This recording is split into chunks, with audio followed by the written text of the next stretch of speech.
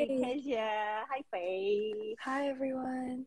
Oh, So I, excited to be here. no, I didn't even introduce you, and you both are so ready. I'm so excited. I was gonna tell the audience that I have two amazing ladies with me, and you guys are amazing at what you do, and you're so passionate about this topic. And I had a glimpse of how the conversation will turn out, right? Because we had a conversation yesterday, and I feel that you both are so packed with wisdom and insights. So I hope everyone's ready, and I hope everyone is in their most comfortable position because everyone is in for a good ride. Let me try to accept Love Bonito because they can't join in at the moment, the HQ account. So let me try to do that. Problem. Actually, How are what? you, Chijeni? Yeah. Well, I actually, I do that. Why don't I ask you both a question, right? And ask the audience here a question. My question is in two parts, two folds. The first one is where you're tuning in from, because I know the three of us are in different places right now. And also the second one is what is your color today? And please, everyone in the audience, come join us. Let us know where you're from and what is your color. And that color could be your feelings, what you're experiencing today, and let me know why. For example, if you're feeling yellow, is it because your day has been quite bright? Or if you're feeling, a bit grayish because today has been quite gloomy as well, I would love to hear that. So please, any one of you want to start? Silahkan, Ci. Go ahead, please. I'm so excited and I don't even know why. My color today is definitely pink. It's like all Ooh. warm and fuzzy and cheerful feeling. But also, I have something that I am actually very excited to share if it's possible before we start our discussion tonight. Yeah. So, in my last session with my hypnotherapist, she shared sort of a technique, an exciting one about animals. So, she was like, the first animal that comes to mind when you imagine yourself feeling excited and feeling peaceful and feeling content with your life will be the animal that will accompany you and remind you of who you are and how powerful and how strong and how brilliant you can be. And so we did that session and it was so beautiful. And so my animal is stallion. It represents strength, courage, and yeah, power. And so, if I may, that would be my question for both of you tonight. Let's make it a little more fun because Oh, this is the last the nice, last nice. session of Love Bonita, all right? Yeah. Faye, feel free to add in more questions so we can have three Oh, different answers. wow. This is a lot of pressure suddenly. So hi everyone. I'm in Washington, D.C. right now. I guess my color got is probably blue. Not in any like I feel like blue is always like a sad color, but it's also just my favorite color and my day hasn't really started yet. So I guess it's, the blue um of the sky before the day starts, where like the shades are just transitioning from like purple and pink into like the nice light blue. So hopefully it goes well. And for Chijeni, my color, my animal, ooh, I don't know, gajah, elephant, I think. I don't know why, I just feel like that. Wow. Yeah. Interesting. Interesting. I'm actually feeling a bit the same with you, Faye. My color today is sky blue because I feel I'm feeling serene, I'm feeling calm and feeling hopeful for our conversation. Animal wise, I feel like I'm a golden retriever these days because I spend home, right? I have a new niece, she's 7 weeks old, Oh, and she's that's very sweet. the cutest thing ever. So I've been, Congratulations. thank you. But yeah, well, I hope everyone is joining. And does anyone want to share in the comment box what is your color today and where you're from? I haven't seen any of the colors flying in, but Oh, I just remember my apologies. I live in Bali. So, hi. you're Hello in from Bali. Hello from Bali, Washington D.C., and I'm in just boring old Jakarta. No, What Jakarta's never You know what? boring. Jakarta is actually my healing place. I tell everyone that. Like, really? yeah, because Jakartans go to Bali, to heal Yeah, themselves. And yeah, so I've lived here for 9 years. And so Jakarta is my healing place. I literally go to Jakarta to see my friends and family, have a good time, eat good food, and see fair. buildings. That's Buildings. I feel like everything that's a bit of opposite where you're at, it gives you a nice new air, right? Yeah, That helps you to heal and totally. something new. I see some comments. Oh, someone from Papua. Hello, hello. Hello, Papua. If anyone else wanna shout out, okay, let me try one last time. To accept love bonito. But I don't think are they can go in. But we can just go through with our introductions. I think thanks first of all both for indulging me in that question and even participating and showing in some of your unique question as well. I want to officially welcome everyone again to this session, which is the last part of Love Bonito International Women's Day conversation series on all things women. I think that's a mouthful. But Love Bonitos is Asia's leading fashion brand who believes in the power of community. And to us, it means like-minded women supporting, growing with, and sharing with each other in the journey to become the best versions of ourselves. And isn't that beautiful? Just like people coming in together and rallying together for a cause, for an issue, and for just supporting each other, right? And tonight the topic is sexual harassment in the age of social media. I would love for us three to introduce ourselves first, maybe, and just for people to get more familiar with us. My name is Kez. My name is Kezia. I am your host and moderator for tonight, and I am a mental health counselor and consultant for young adults, teenagers, companies that deal with stress and depression and anxiety. My involvement with this issue is mostly within the workplace setting and the physical space. So like prevention on sexual harassment in the workplace setting or training against gender-based violence. So I'm very much excited to, with you both, carry this conversation into a much different realm. That's it from me. I would love to know from you both what is it that you're passionate about and what's your stake in this issue.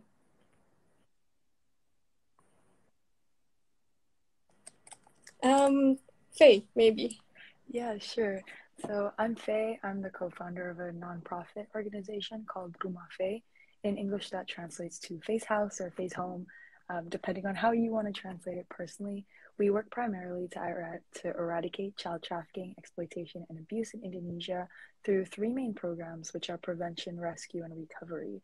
So Rumah Faye operates several prevention programs in Indonesia, in Jakarta and Batam, where we can help make sure that the children have access to scholarships, kind of just bearing in mind that for us to eradicate an issue like child trafficking, we can't just walk in and expect people to be able to make different life choices when they don't have the opportunity to do so. So we supplement a lot of our programs with scholarships, with cooking classes and whatever other ways we can equip the children to ensure that they are facilitated to have fair jobs and fair pay as well. We also run a safe house in Batam, Kepulauan Riau, where we can help and serve victims immediately, making sure they have access to medical aid and legal aid and counseling, whatever they need at all. So that's a little bit about me. Cool. That is amazing work, Faye. Really commendable work. I feel Rumah Faye is actually a very fitting name when I think of it, because I think of it as an extension of yourself, right? That you have this big privilege, but you also have such big empathy and willingness to take all of these children under your shelter. So I think that is so great. Thanks for being here. G. Jenny, how about you? What is it that you're passionate about, especially within this topic? Okay, I will introduce myself first. I'm a scriptwriter and content creator, and I use my platform to talk to Indonesian women about sex health, sexual education, consent boundaries, healthy relationships, self-care tips, self-love, women's empowerment, etc. And I believe, and I'm very passionate about every woman having full authority over her own body and her own happiness. Okay. Yeah, that's good. That's I think I have been your follower for quite some time, so I've seen that in your content. And I think it's great that you use your platform. You try to use your platform and your voice, not just for yourself, but to draw out voices from other women and inspire them to use it in a way that is perhaps haven't been used before by them. So yeah, I think it's great that you both are here. I would love to know more about your experience and your insights about this topic. I think before we go further into sexual harassment and how we can prevent it, and how does social media play a part and so on, I think it's important to establish what is it, right? I think it's important to know first what is sexual harassment, what is not sexual harassment, and in the context of social media, and perhaps what are some of the examples that are normally considered as sexual harassment or sexual violence. Perhaps Chijani, do you mind kicking us off? Okay, sexual harassment to me is actually very, very simple. It's unwelcome sexual advances, unwanted, unwelcome, highlight, that's it. Examples in the context of social medias, the easiest thing that came to mind was asking for sexy pictures, asking for nudes. Some of my followers reported that men approached them on social media, introducing themselves like, "Hi, I'm very interested in getting to know you better," and then they started chatting, and then these men started to asking for nudes. And then there are verbal harassment, commenting on our physical appearance. One time I had a guy telling me that I'm a whore, and then I look like a prostitute. Another told me that he wanted to have sex with me, trolling and threats, and yeah, those are the examples. And sadly, I experienced some of these, or even most of these myself. Yeah, no, I think that's a hopeful example. Sometimes we just don't know what it looks right? So it's important to kind of hear from someone that these are some of the examples of sexual harassment that happen in the social media space. But I think also when you talk about unwanted stuff, right, unwelcome stuff, I think sometimes it gets a bit blurry between what is sexual harassment and what is just flirting. Do I not want this? And yeah, sometimes the line could be a bit blurry. What do you make out of that, Faye? Would you agree or would you not agree that the line is blurry? And for yourself, perhaps, where do you personally draw that line? I think this question might be better for Chijani, just because like we're going off of the definition she just stated, which I completely agree with, by the way, but because it's her line of thought. So I think I might just actually throw this over to Chijani, if that's cool. That's cool with me. Chijani, do you want to respond to that in terms of the blurred line? Yeah, harmless flirting to me is when both of you are on the same page. Harassment is when you're not. And sometimes when I explain things, I like to make it really, really simple, because then people would, it's easier for people to connect with. And I wrote down a note that I like to read for all of us here. It doesn't matter if you have no ill intentions. It doesn't matter if you're a good person. It doesn't matter if you're just doing it for fun. When both of you are not on the same page, it's harassment. It's harassment. Because nice people cross boundaries too. Yeah. That's a very important point to make, and I think we would love to dive deeper into that later. But that's a good point to make. So when you're not on the same page, Faye, do you have Yeah. any interpretation of this? What is your thought on what is sexual harassment and what is not? Yeah. Sorry. Yeah, I think at the end of the day, communication is really important. Understanding, like Chidini said, what both parties see, what both parties are perceiving of how, they're interacting with each other.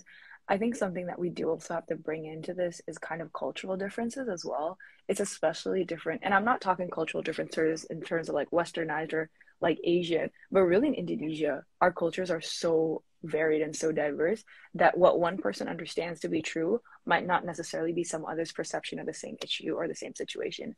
And so that means that we have to be able and be willing to have these really hard conversations. And I think at the end of the day, if it's really something the two parties are interested in, you just have to communicate that, which is much easier said than done. But it is something that we have to learn to be able to do, like a lot of other issues. And when it comes to sexual harassment, I think the most important thing is that we need to teach our kids not to sexually harass other people, right? To be able to teach, you know, any child, really, any gender, that at the end of the day, being polite is very, very important. And that being polite doesn't mean not saying no, but it means understanding that speaking on someone else's body when they're not asking for it and when they're not open to it is not okay.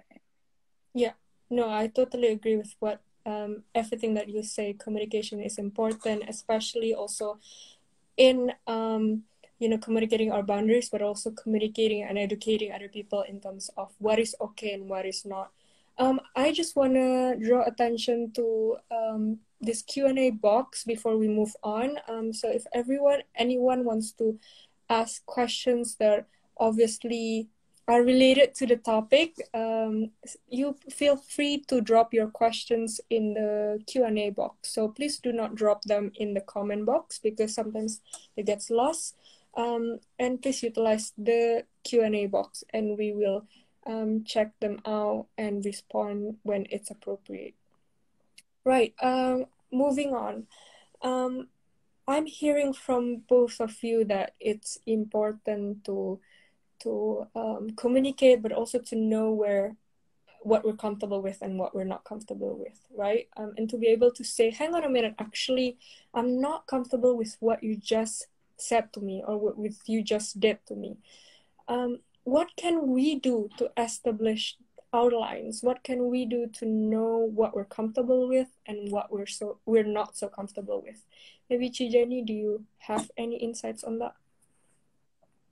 Yeah, sometimes, and I still experience this as well. Sometimes we can't pinpoint what's wrong. We know that something is off, something is wrong, but we can't articulate. We're having difficulties even to communicate what is it exactly that what we feel. My advice is to first trust your instinct, trust your body. Your body is always trying to communicate with you. To me, I often feel nauseous. Sometimes I even get itchy throat. Not so good during the pandemic, believe me, but that's what my body does. And when it happens, I automatically pay attention because I know my body quite well. What is it that it's trying to say? And even if I don't know the answer right away, I can always tell that my body is trying to stop me from getting into something. So what I do is I take a deep breath. And first thing that I want to let everyone know, breath is your best friend. Your breath will always be there for you. Your breath is your protector, I might say. It's your first helper. So take a deep breath and then tell that person that you don't feel comfortable. You don't need to go into details. You don't need to explain. You just need to say, I don't feel comfortable and I need to step away. I need to leave this conversation. I need to step away. Can we not have this conversation? Can we not proceed? And then watch their reaction. If they pay attention, if they're willing to listen, if they're willing to cooperate, then good. If not, step away and be bold enough to step away. It's your body, and you know what's best for you, and it's trying to tell you that something is off. Trust it. And it takes time, it takes effort to really get to know your own body, but it's worth it. I promise it's worth it. Yeah, I 100% agree with you. We have our nervous system, right, which is our command center, Yeah. basically. And it's very important, as you said, to listen to your body, how your jaw clenches or your fist clenches, Yeah. your tension, Yeah. upset stomach. Sweating, Yes. upset stomach, Yeah. goosebumps. That's Even true. sometimes, to my surprise, sometimes butterfly in my stomach is trying to tell me something. It's not always this, oh, I really like this guy, I really like this person. Sometimes it's trying to tell me something. Yeah, it's important to listen. I think when the first siren goes off, sometimes we have the tendency to brush it under the carpet, right? And just to kind of smack it off. But when in fact these alarms, these anxious feelings may well be signs that something doesn't sit right with Yeah. us. Faye, how do you specifically educate children around you to realize and to uphold their boundaries? You must do this as part of your prevention program, right? How do you do that? Yeah, so we talk a lot about otoritas tubuh, or like body authority. Jenny actually covered something we talk about as well, like listen to your body, know when your body's uncomfortable.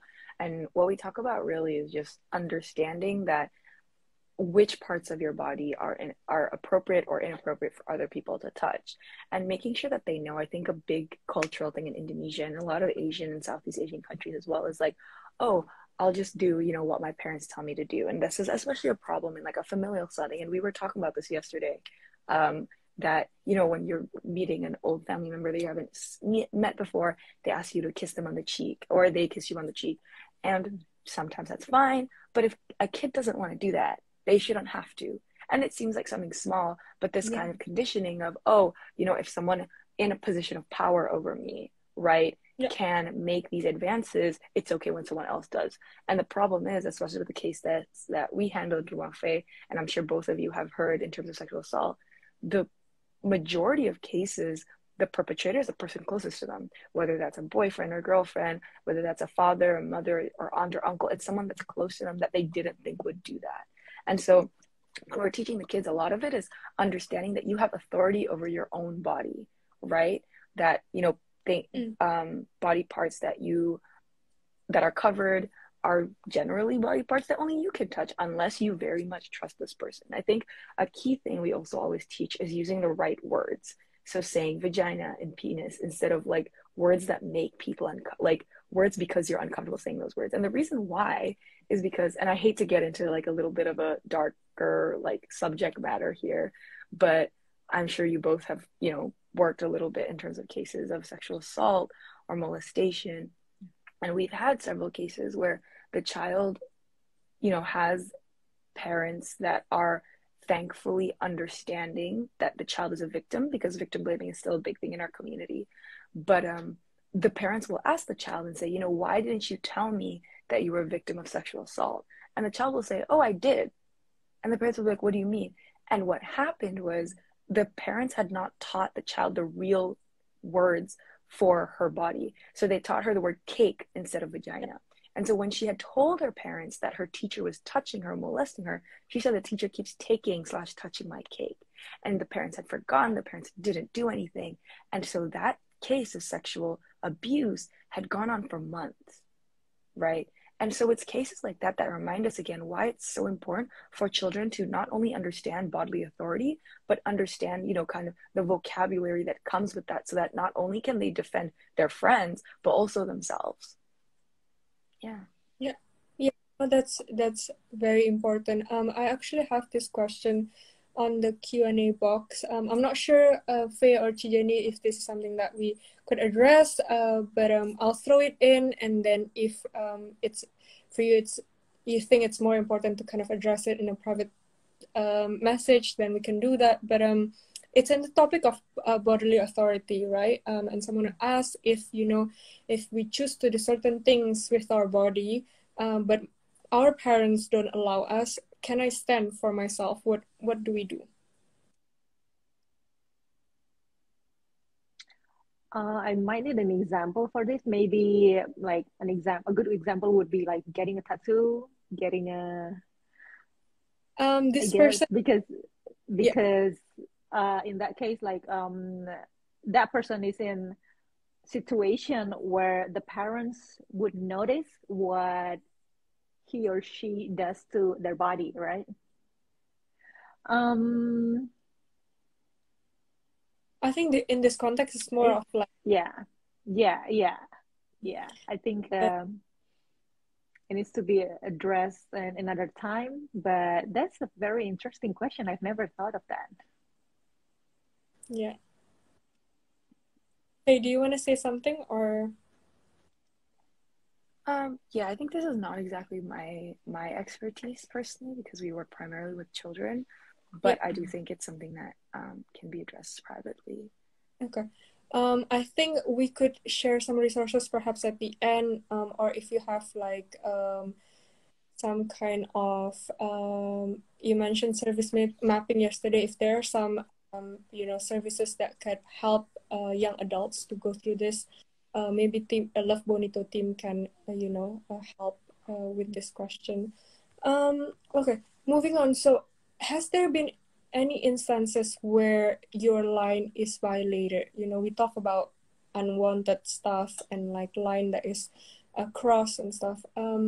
Has there been any instances where your line has been crossed, perhaps intentionally or perhaps not intentionally? How did you deal with that? If you had that experience before, or simply just how did you feel? Jenny, maybe you have. If you have, if not, we can just move on. Um, is it only about online sexual harassment or offline or any type of I think just any type that any you're types of harassment? comfortable. Yeah. One example that pop up just now was I was dancing with a guy. We've known each other for maybe a few weeks. We were very, very casual friends. I barely knew him. And we were dancing together very closely, very intimately. And it was a new dance that I was learning at that time. And he was trying to teach me. And then a few minutes into dancing, I started to feel his hard on brushing against my thigh. And I stopped right away and I asked, what is that? What is happening? And I was so confused and I stepped away and he looked at me and I was obviously very shocked. Um, I was not hurt at the time because my brain could not register yet what happened. But I was very shocked and he looked at me and he smiled and he said maybe it's because you're very beautiful, and my trauma response is freeze. So what I did was I stopped dancing. No, sorry, I actually continued dancing with him, and then after we finished one song I stepped away.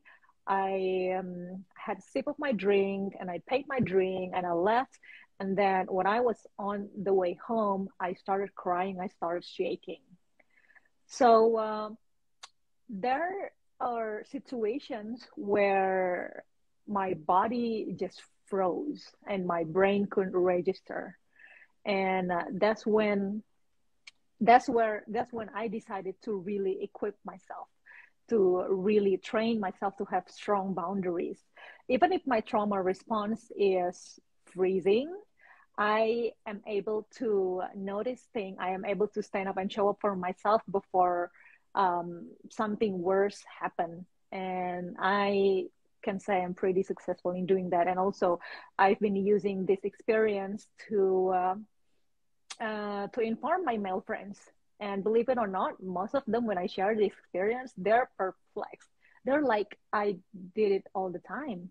I just like, because I have no ill intention, I just say to the girl that, well, it's not, it's because you're pretty. it's because you're beautiful, because I find it attractive, but it's still a harassment. And I would rather have him apologize to me right away instead of telling me I was pretty. It's like harassment on top of harassment.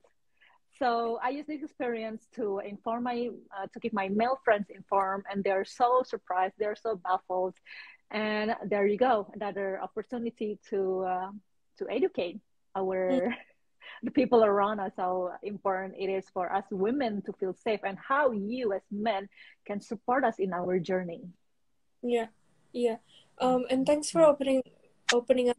Then it must not have been easy, but I admire your courage to be open, and I'm sure many of us thought of the same, and feel inspired to do so. But yeah, I really appreciate you sharing that story with us. But I also do realize that it might be triggering for some of you to hear that kind of experience. Perhaps you might have gone through the same experience. I would encourage you to reach out maybe to Team Love Bonito and see if we could perhaps share some of mental health resources via private message later on, if this is something that you're struggling with, because as I mentioned in the beginning, right, we are a community, so we want to support you and we want to cheer you on in your journey to heal as well, right?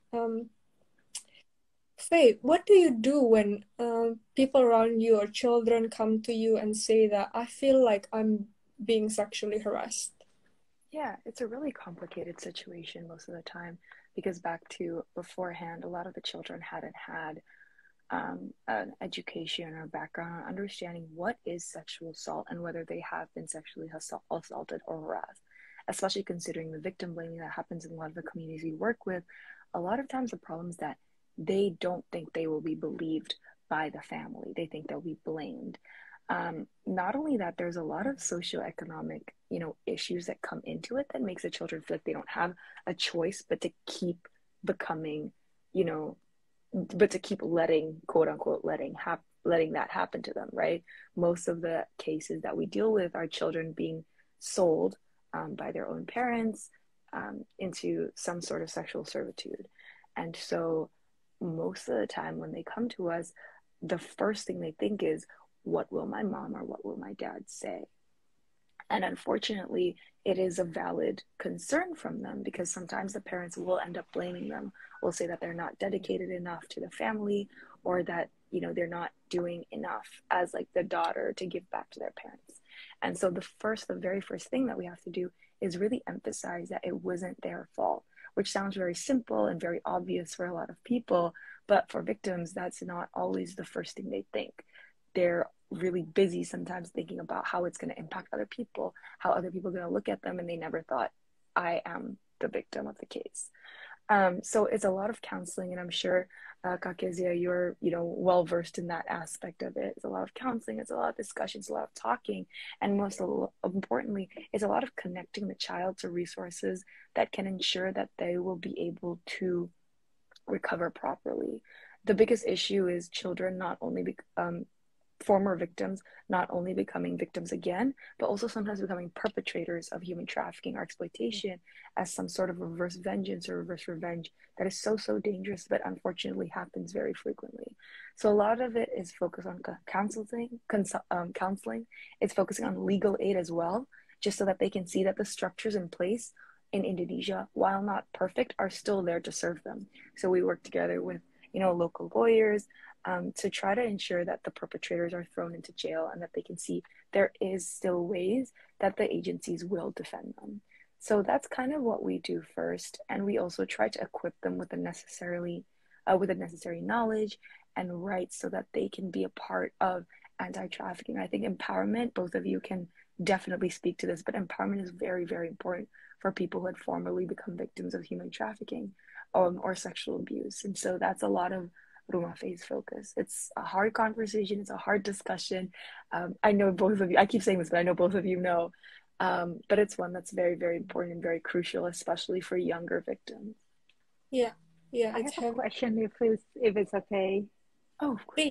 And I feel like I can ask Faye in person, but I also feel like maybe other people can benefit from this. There were a few cases that teenagers came to me reporting abuse from a family member who lives with them. So like their uncle, most of the time it's the uncle. And so when they try to speak with the parents deny it and maybe not exactly blame them, but deny it and tell them to just forget about it, just get over it. And but in the meantime, they're still living together. They still see the perpetrator every day, and they don't want to leave the house. They still want to live in the house with their parents. So in that case, in that situation, what would you suggest? Yeah, so that's a very complicated situation that Umafe Yeah. unfortunately has to handle, relatively frequently. Unfortunately, there is no cookie cutter answer that we can apply to every Mhm. situation because every situation is different.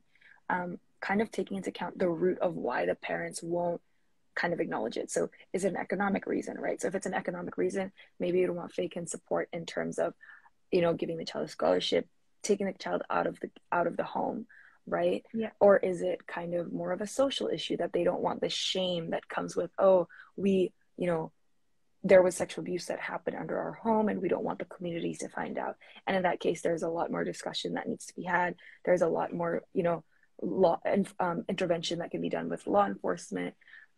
Is the reason perhaps um, both, right? And what can we do in that? Or is it gender, right? Is it because the father is the one or the uncle is the one with the most power in the household? He's holding kind of his job and his economic benefits over them, that if they report the case they won't be able to stay in his house, for example, because that's the case a lot of times as well. So I don't think I can answer the question just generally, but I do think in cases like these, if they're brave enough to reach out to someone, it's really, really important to reach out to an organization that can assist them. So that can either be the police, or if they're uncomfortable with the police, there are organizations like Rumafe who focus on child abuse, child exploitation in Jakarta, and kind of call them and ask how they can help as well. I hope that answers the Thank you. question. Yeah. Thank you so much. Well, I want to draw again attention to the Q&A box. So if anyone wants to engage with Faye and Jenny and ask some questions, please drop your questions to the Q&A box. But I wanted to draw attention to what you told me yesterday, Faye, that victims of online sexual harassment can be more vulnerable to child trafficking, right? So how do you see social media facilitate cases of child exploitation or trafficking? Yeah. And I can't wait to hear Jenny's response to this because you definitely have a lot of experience in terms of, the online world and sexual harassment too. For Rumafe, I think beforehand we did mostly focus on, general cases of human trafficking. But when COVID-19 hit, there was a very distinct rise of OSEC, or online sexual exploitation of children. So that generally began by people looking for children online, by searching them up and talking to them at first. And the problem here is Indonesia's digital literacy is not very strong. I think a lot of us are quite familiar with how bad in some cases it can be, and it's kind of magnified by the fact that the children aren't properly led by their parents to understand how social media works, how to use it properly. And so a lot of these children will be found online by perpetrators. They'll start grooming them, they'll start talking to them. And what ends up happening is the child trusts them. Beforehand, the child would ask for the victim to, the perpetrator asked for the child to come, see the perpetrator. But nowadays, because of COVID-19, a lot of it can be done through online, which is not, unfortunately, as hard as real in-person exploitation is. And so that means that the children are easily duped into doing it. All they need is a phone, and most children have smartphones nowadays, and they are essentially forced to work for several hours a day at the risk of the perpetrator releasing the images that they had of them before to the public. And what makes it worse is that there are still cases where the perpetrators are their own parents. And so we've had cases where we'll, come into the child's room and we'll find things that simply shouldn't be there for a 12-year-old. Quite frankly, it's terrible. the things that we find. And the problem with that is that if the parents themselves are the perpetrators, there's a really hard way to, okay, we can take them out for rehabilitation, but where are they going to go afterwards, right? What kind of reintegration process or, rehoming process can we do?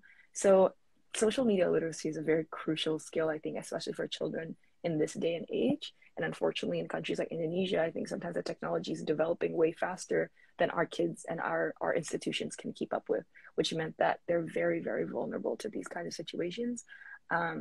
And, for us, we're already, I don't know about Jenny, but for me personally, when I get like rape threats, for example, that already makes me like extremely uncomfortable and, very terrified. If I didn't know, to just delete them, to ignore them, like that they can be separated into like the request box. I don't, how are like 11, 12-year-olds supposed to navigate that? Yeah. Yeah. No, thanks for your insights. And I'm gonna want to go straight into Jenny's, perhaps in a more similar tone, but quite different cases. Just want to know what you think about how social media now becomes a breeding ground for sexual harassment. What are your thoughts about it? Where do I start? A lot to talk about. Yeah. There's so many things to talk about, and it's when we talk about online harassment, online trolling, online threats, hate campaigns against women, these things are possible because there are no regulations to really protect us from all of this. I mean, we can always try to censor certain words on Instagram, for example. We can always report, we can always block, but really there are no other kinds of protection that can make it easier for us women to feel safe on social media. And I have received rape threats. I have received murder threats even because of my skin color and the shape of my eyes. And there was nothing I could do about it. When I received the threats, I went straight to my therapist. And that's my experience around it. And unfortunately, there are no significant protections that can make us women feel safe and protected in this world jungle. But also as a content creator, I take it as my responsibility to create at least a safe space where people could come to me and share their stories. I don't always reply. I don't always respond, but I always tell them you're free to tell me anything you want. And even if I don't have the chance to read it because maybe I just don't have the time or energy, at least you know that you have someone to share. At least you can dump or tell your stories, whatever, and your stories are safe with me. And sometimes that's all they need. And I try to build connection and closeness with my audience in such ways that they feel like they have a friend. And sometimes to know that you're not alone is everything. Sometimes it helps. That's true. Creating safe space. I know I agree what you said about we're not the creators, right? We're not the designers, and that sometimes are part of the problem because we see how women are so much underrepresented when it comes to app creators, tech designers, and so it's not surprising that this tech comes in with inbuilt male biases, right? Or even overlooked problems where most of the victims are women. I'm not saying that men are not the victims, but statistically speaking, right, it's women. And when women design for women, I also think that problem of sexual harassment will less likely be ignored. But I also do agree that, it's important for us as a community to try to make safe spaces for each other, as you have done. I want to internet and social. Sorry, go on. Sorry. Yeah. So while internet and social media can very easily be breeding ground for sexual harassment, it can also be a safe space. And I think this is very important. Like we have that side of the the island, the darkness full of shadows, like in the movie Lion King, we can also create a safe heaven, a safe space where women can find true friends, women can find support, women can find empowerment, someone to tell their struggle and their stories to. And I think that's very important to create as a community. Yes, Yeah. I agree. That's important. Faye, do you want to say something? No, I was just gonna say, and I think like it's something that I really admire with a lot of, because a lot of my friends are, you know, content creators, and they face a lot of like not great things in their DMs, and I think it's really good to have, you know, such positive influences in kind of your timeline or in your feed that can teach you, you know, how kind of be. I really like Jenny's approach to like essentially being a big sister to people on the, you know, on Instagram, because I think that's something a lot of people need, especially in our community. But I also do think like it's okay to also, well, I hope it's okay, you know, like to take time to reach that point. I think for me personally, if you see my personal Instagram, it's like dead. I don't have a profile photo. I very rarely post unless it's articles. And I think but I am like on it because there are a lot of people and figures that I admire on my social media feed that I want to see. But also do think like for anyone who feels kind of out of place on social media, it takes time to, I think, like get used to it. Yeah. And I'm still learning from a Yeah. lot of my friends who can post regularly how to do that and how to, you know, maintain that relationship. Yeah. Yeah, I agree. It's we're on a different journey, right? So as you said, we can all be in the same place together. If you cannot deal with social media, lean into your offline community. But just to make sure that you prioritize yourself and your peace of mind and your health. Yeah. I will go into culture a bit just because we're running out of time, and there are some questions related to that. And also, I think it's important to reflect and evaluate the culture that we are in the middle in, right? I think we've touched a bit on victim blaming, but do you want to expand a bit more on that, Faye? Do you have more thoughts on like why do we resort to victim blame as the first response, right? And how do we navigate that when people attack us with their blame? Yeah, I mean,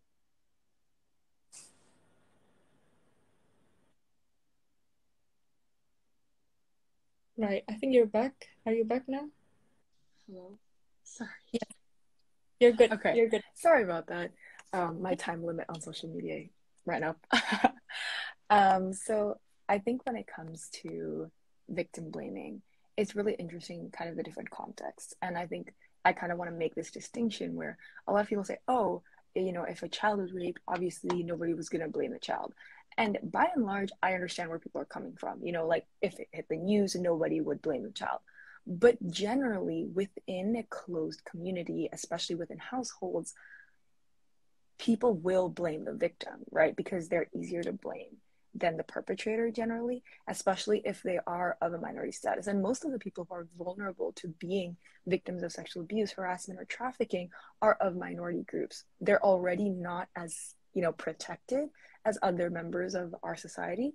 And it's, you know, emphasized furthermore when they become victims of human trafficking. So whether that's an ethnic minority, a religious minority, gender minority, you're already more vulnerable, and that's double down. You know, once you're becoming a victim of human trafficking, people are less invested almost. And especially like we were talking earlier about how the majority of cases of sexual assault were unfortunately between you know, people closest to you, especially incestual cases are very common as well. And so in these cases, it's really, really hard to kind of find the potential of reintegrating our children back to the communities they came from, because they will be blamed or they will be looked down upon by their parents for even reporting, right? But the reason why Rumah Fe has a safe house and not a shelter is because a lot of the children are still at risk of being found by the perpetrators. That does mean there are more systematic organizations like essentially the mafia in Batam who tries to track them down, who tries to follow us, and who tries to track us down.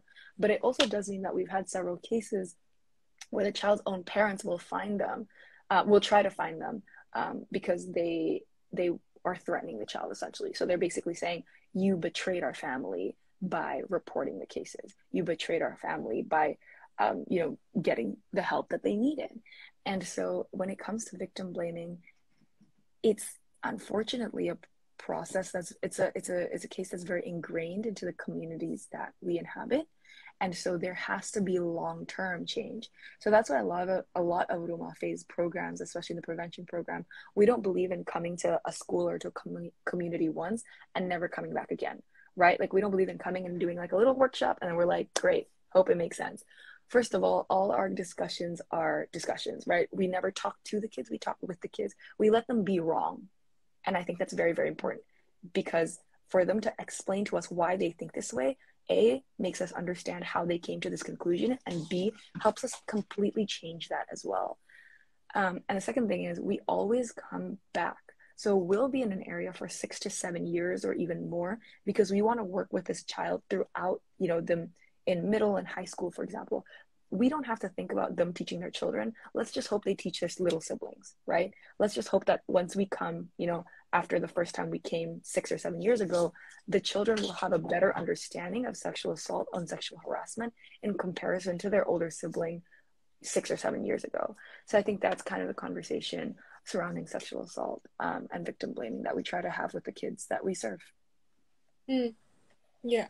And I want to dig deeper into this conversation, right? You did that with the children around you as well, but I also think it's especially important to also have the same conversation with adults around you, people who your friends who sometimes I think one of the audience mentioned that people who sometimes make me uncomfortable with sexual harassment because they think it's a joke, right? And especially in this culture of snowflake label being slapped on our generation, like, oh, you're so sensitive, it's just a joke. What do we make out of that, Chijeni? How do we deal with that kind of joke, and how do we bring about conversation of sexual harassment to our surrounding, and perhaps with some certain urgency as well? I think one of the audience also mentioned that how can we ensure that people see the urgency that it needs to be resolved quickly? Yeah, usually I quickly address that people have different level of tolerance, just like our physical tolerance toward pain is different. What I take as a joke might be very insulting to other people. What I take as something insulting because maybe it triggers something inside me, it touched something deep inside me that I don't know about, might come up as a regular joke to someone else. So I try to bring that into awareness, and if they refuse to listen, if they refuse to communicate in better way, I simply step away. And I teach this, I share this information to my followers as well. It's part of setting healthy boundaries.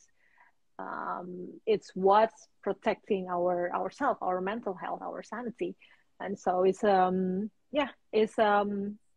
I think it's mandatory that we are able to have this kind of conversation, this kind of communication in our daily life. But also it serves as it serves as a natural filter. Like, some people are just not meant to be in our lives, and it's okay, we're just incompatible, it's okay, we can stay distant friends, and it's no problem, totally fine. But yeah, if we are looking to have healthy connections, healthy friendship, healthy relationship, this is the page that we need to be able to stay on together.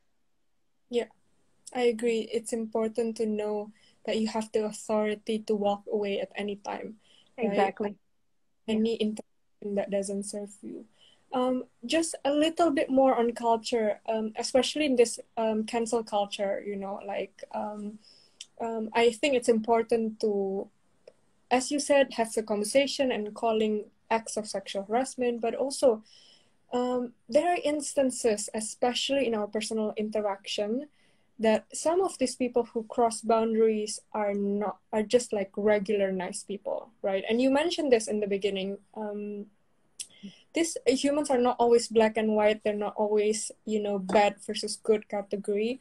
To what extent do we call them out? Is cancel culture too unforgiving, or what's the healthy way of doing that? Chijen, if you have more insights on that. Honestly, I never agree with cancel culture. It's just me. I prefer gentler approach, and if gentle approach doesn't work, either I leave, either I walk away, or I tried firmer approach. But yeah, I never agree with cancel culture. I think they are gentler, softer, and better approach because I've seen people's life um, change not in a good way when because they were being canceled. Mm. And I think people deserve second chance, especially the ones that are not necessarily bad. They just need education. They just need to be informed. Nice people cross boundaries too, as we discussed earlier. So yeah, but that's my 2 cents. Yeah, calling them in, right? Calling them in and not Yeah, necessarily calling them out. yeah, yeah.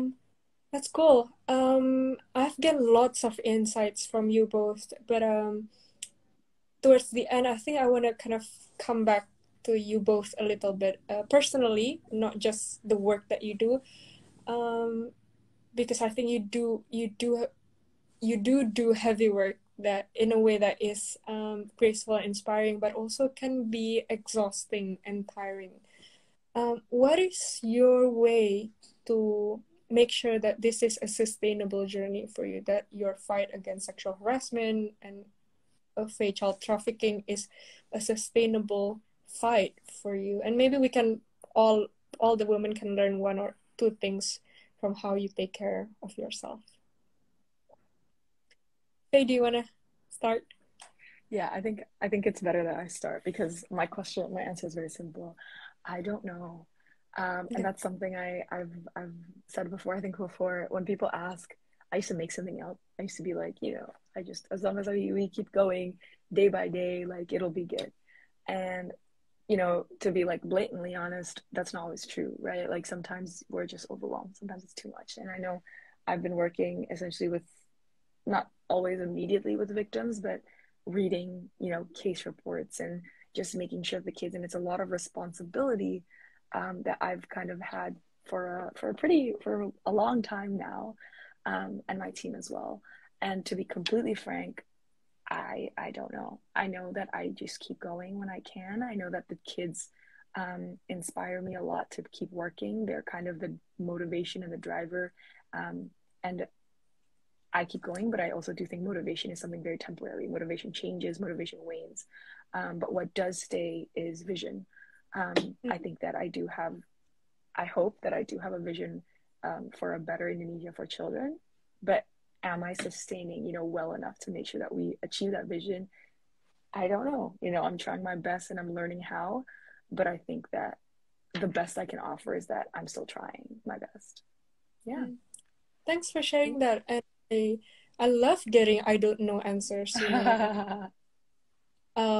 your humility as well, and it models humility and say that you don't always have everything figured out. Chijeni, what's your way to take care of yourself? It's actually very, very simple. I learned to have fun. Yeah. I receive lots of stories from my followers. I listen to their problems. Sometimes I try to give them solutions, advice, and I also joke with them. I also laugh with them. We also entertain each other. I make fun of myself, and it's one of my ways to build closeness and connection with my followers. I'm not trying to be their teacher. I actually avoid being their teacher. I'm just trying to be their big sis slash chichi friend, whatever. And in that journey, I can have fun myself. And sometimes they throw jokes at me. Sometimes they even give me movie spoilers and everything. Oh, no. I always try to keep our interaction light because honestly, this is a lot of work.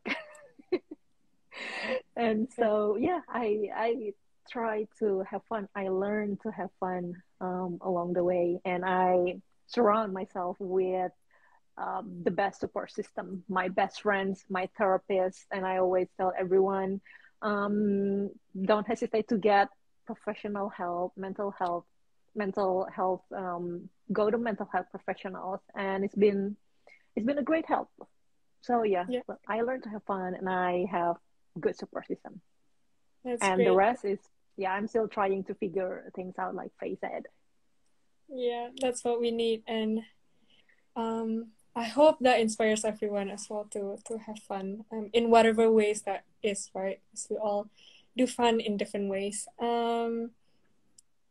I think we're going towards the end. I think I would love to share some resources. Maybe if Love Bonito team can share some resources links in the comment on further reading on sexual harassment, or Frey and Chijeni, please feel free to add if you can think of anything.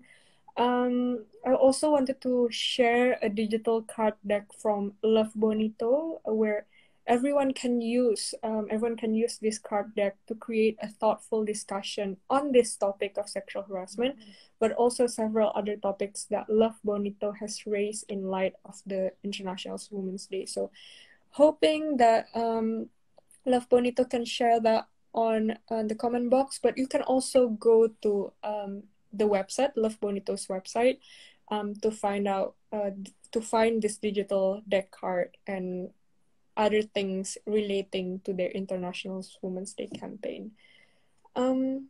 Yeah, last words of wisdom from you both. Anything at all on the last few minutes? If you want to add anything, that's okay if you're not. Maybe just a little bit of encouragement for the victims or survivor of online or offline sexual harassment. I just want to say that have faith in yourself. You are stronger than you know. And if right now you're having a hard time believing that, look at me, trust me, because I've been there. That's it. Have faith in yourself. Thank you, Chi. Thanks for that.